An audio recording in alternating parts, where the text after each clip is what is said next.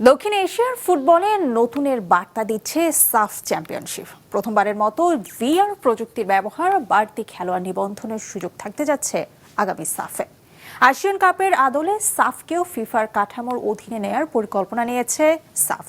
বিষয়টি বাস্তবায়িত হলে আন্তর্জাতিক অঙ্গনে সাফের গ্রহণযোগ্যতা ও প্রতিযোগিতার মান আরও বাড়বে বলে আশা করছেন সাউথ এশিয়ান ফুটবল ফেডারেশনের সাধারণ সম্পাদক পুরুষোত্তম কাত্তেল।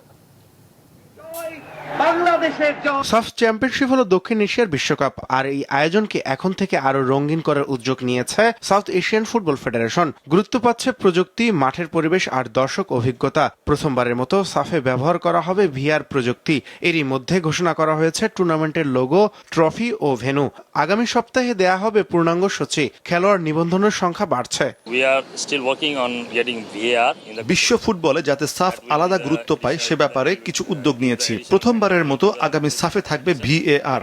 নেপাল এখন নিষেধাজ্ঞায়, তবে বিষয়টি আমাদের হাতে নেই। ফিফা নিষেধাজ্ঞা উঠালে তারা খেলতে পারবে, তবে 30 সেপ্টেম্বর পর্যন্ত সময় দেয়া হয়েছে।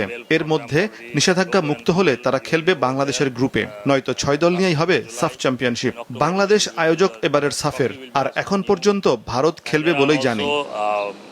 আঞ্চলিক এই প্রতিযোগিতাকে এবার আরো বড় পরিসরে নেয়ার পরিকল্পনা করছে সাফ কর্তৃপক্ষ।